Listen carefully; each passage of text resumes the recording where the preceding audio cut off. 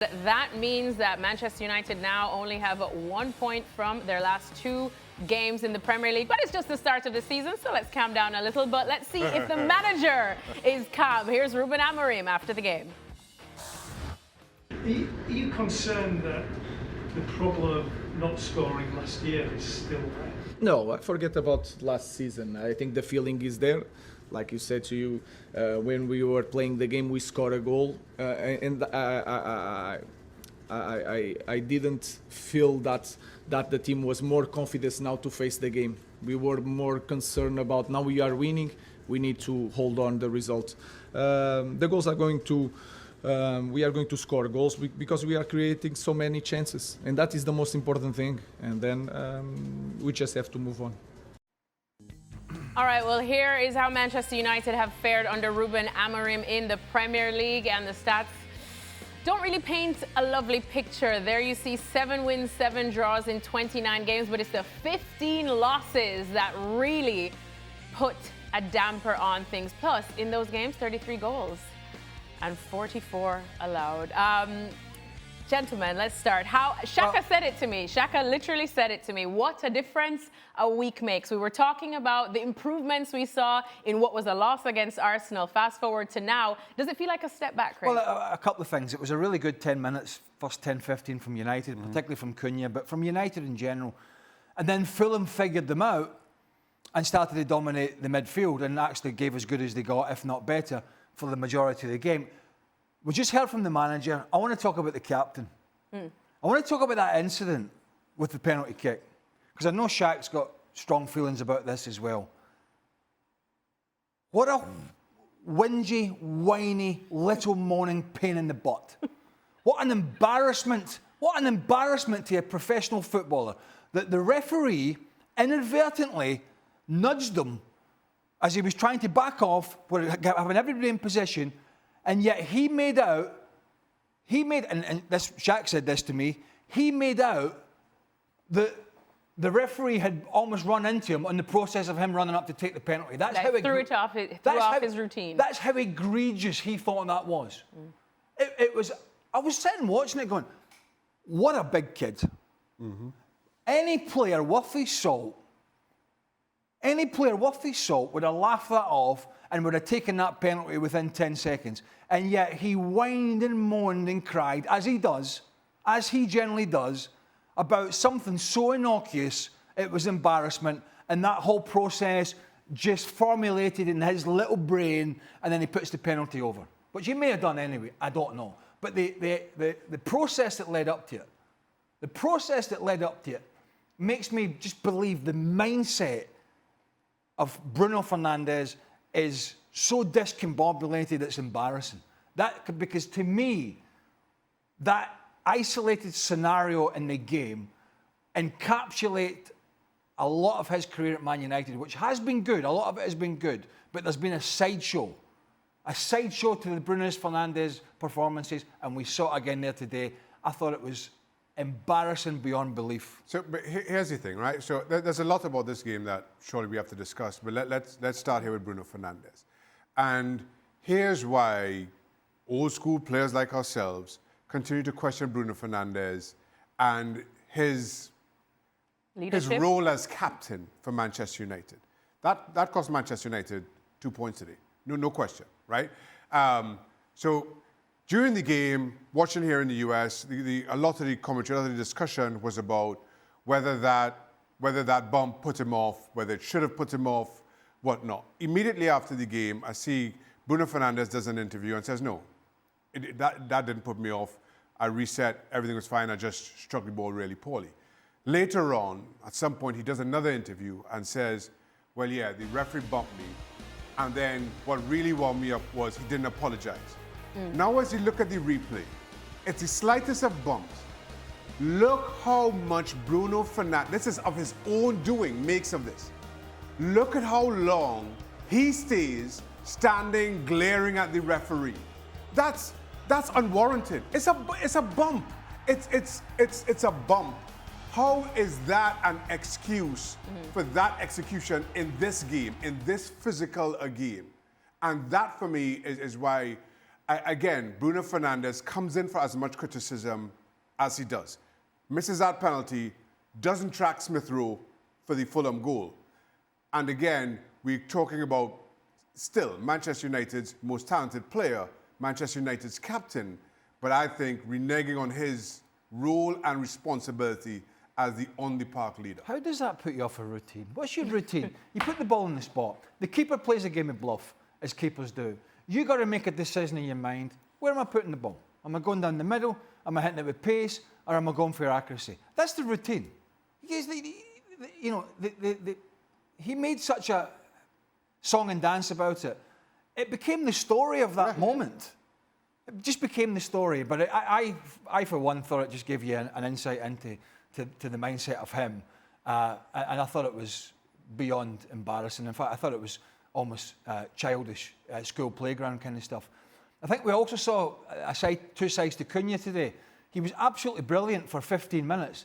And then tell me something else he did before he put a great cross in the 89th minute or whenever it was. And that sort of is him in a nutshell. You know, he didn't get his goal, and then he goes on the missing list because he's not a great person to do the donkey work defensively. And so he's a fantastic player, didn't get his goal today, and then goes missing. And then you've got the pressure that has been put on the Man United midfield, which we've all talked about, as Fulham started to take the game by the scruff of the neck.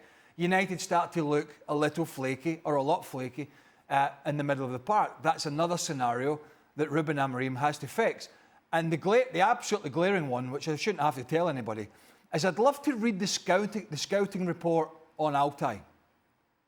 Because there has to have been a scouting report on this goalkeeper. And if somebody has said, very good at set pieces and good in crosses, then you're out of job. Have you ever seen an elite level goalkeeper, Shaq, at this level, on multiple games, look as if he is frightened to death whenever somebody swings the ball in under his crossbar? Which begs the question, by the way, from a Fulham's point of view, when they had it on the other side, why they didn't send out a Sessegnon or a Robinson to whip it in left-footed and send Lukic out to whip the ball away from the goalkeeper. Because whenever they put it in under his crossbar, as was the case last week and as was the case last year, he was absolutely all over the place. And you're not going to put a consistent run of results together with a goalkeeper like that in, because teams are just going to exploit it. I'll start with the goalkeeper and finish with the striker or strikers. I'll say I don't understand it. A week ago against Arsenal, I said as much as he has to take responsibility for the Arsenal goal, I also questioned Ruben Amorim and how Manchester United set up to defend against Arsenal from a set piece. Arsenal did nothing new, nothing that we didn't see all of last season. How you go that unprepared to start the season in Arsenal's first game, set pieces was simply beyond me. Then coming into this one, he says he sticks with Bandier because it's for tactical reasons. He just looked at who we're playing against, and this is the right goalkeeper for me. So he leaves Onana on the bench. And at no point did Manchester United look comfortable from any set piece. Yeah. The goalkeeper didn't look comfortable. Manchester United had this odd zonal marking system that I have never been enamored with, and were exposed time and time again. I remember Muniz had one header far post, free header. I have no idea how he was that free. I have no idea how he missed. I would have scored that now. So Manchester United just continue to live on this knife edge in terms of set pieces, and it's simply beyond me. They continue to be linked with goalkeepers coming in before the end of the transfer window. Maybe that changes in terms of how they deal with set pieces. Maybe a part of Amorim's thinking is that I'm getting a new goalkeeper in, Onana is on his way out, so therefore let me just stick with at least who'll be here in the longer term. And then you take Onana though. I would take Onana, no question. You would take Onana. I'd take over Bandier. Absolutely. But which club would take Onana now? If he's on his way out, who's going to take him? Well, who would take him? Yeah. Well, that maybe goes back to Italy, where he had such success with Inter Milan. I don't think anybody in the Premier League takes him. Sorry, I'm misunderstanding what you were saying there. But let me... You can't be that bad. You cannot continue with, and I'm not an Onana fan, you cannot continue with a goalkeeper who is so horrendous. And I'm not suggesting that the defensive structure is great, But he is so bad on those in-swingers, it's scary. He has zero presence in goal. Yeah. He really does. Now, there's a lot you could say about Andre Onana, but at least he has a presence. At least he has a voice. At least you can see him shouting with the back four. No, he makes a lot of mistakes, and a lot of them are glaring. But this Bandir is by no means, by no measure, an upgrade on Onana. I would stick with Onana. But to your question, again, I don't think anybody in Premier League takes it. Maybe goes back out to Italy. Now, to Craig's other point about Cunha, and yes, he started wonderfully well. Manchester United played the second half. Sydney finished the second half with £200 million worth of strikers on the park. Yeah. I cannot think of Leno doing an awful lot for the second half. Made a couple of decent saves, which you'd expect from Bernd Leno. But there was 200 million of attacking talent on the park in Mbeumo, Cunha, and Sesko came on 8 minutes into the second half. Now, as expensive an attacking three as that was, you have Burley Fernandes and Ugarte as the midfielders, kind of the anchor between the back three, come back four, and that attacking three. I am desperate for somebody to tell me what Ugarte does. Don't even bother to tell me what he does well. Just tell me what he does. I'm not sure what he brings to this side. I really am not. And as a result, Burley Fernandes has to drop further and further. I spoke about him not tracking Smith Rowe and doesn't have the kind of creative impact as a result. So there's an imbalance to Manchester United, certainly in that midfield, that I think for all their spending is just negated. This is a fired-up Shaka Hislop. I've not seen him speak so passionately about something since Jamal Musiala's injury. Well, you think about the game, right? Think about the engine room. The player to me watching this game that was on the ball dictating the most was Zander Berger. He always seemed to be on the ball. He always seemed to be driving forward. He always seemed to be making the challenge. And Sasa Lukic. And I think that is supposed to be the engine room for Man United. I think the front line will come good. I think the quicker he gets out of this, well, Sesko's only just in the door, and gets him in the team, the better. Gets him in the team, gets him used to his teammates, gets Cunha in a better position, and gets him some game time. I think the better. And why not just start that now? He had a few minutes against Arsenal. He had a bit more today. But I think the quicker he gets him in the side as this guy who's a young striker with a lot of talent, a lot of physicality, I think it'll be the better for Benjamin Sesko to get that game time. And why, if we start the next game and he's on the bench again, it would just be like a head scratcher. So there are areas of this United side, and look, the story around United at the start of the season is they're better. And in some sense you could make that argument. They do look a little better, but at the end of the day it's all about results. It's about results, it's about defending, it's about the basics, and they still have an issue with that. And it's about, we put that graphic up of Ruben Amorim's results, and until he changes that, that's going to be that sort of cloud that's the shadow over him, isn't it? Because his results have not been good. And they continue to, as much as you could talk about a performance against Arsenal and an early performance against Fulham, which, by the way, if you look back in the last few seasons, they've had their way with Fulham almost every time. Yep. So Fulham have been a good club for them, and United have been a bad one for Fulham, and yet they weren't able to get that job done today. And you could say Marco Silva made better substitutions in the second half. The players he brought on had more of an effect, changed the way the game swang, and they did a good job. But United, I think, we're still sitting here thinking, right, how's it going to be? How far are they going to go? And are they going to be able to put a string of results together? And I still think there are big questions about how consistent they can be. Well, there are big questions about the manager still as well, if this continues, and how long he potentially could last. You heard from Ruben Amorim after the game. It's very early for that. What did you make of what he had to say after the game? What did he say? I can't remember. From the soundbite that we just played? Yeah, I wasn't really listening to him. Well, he was saying that he doesn't... I'm glad that we do this. Yeah. Shaka, do you remember? Remind me too. To be honest with you, I didn't hear what the question was, because the question was very muffled, so I didn't really hear what his answer was, to be fair. He did overall say that he felt like they needed to grow up. He felt like that United went a little too defensive once they went 1-0 up. Well, he made defensive substitutions as well. He brought Iguati on. So he brought Harry Maguire on. Okay, that might have been for some set pieces and so forth. But, you know, his captain needs to grow up. For starters. He might be their best player, as Shaq said, and their best passer and their best set piece player and the guy who's going to assist and all, but he needs to grow up. But guess what? We've known that for quite a few seasons now. He spends a lot of time moaning and whinging at referees. And what we saw today, and there might be people sat at home saying, what's that got to do with the game? We've sat here and talked about Vinicius Jr. for Real Madrid and how when he gets off his game head and into the arguing with the referees and into the world's against me, you don't see him at his best.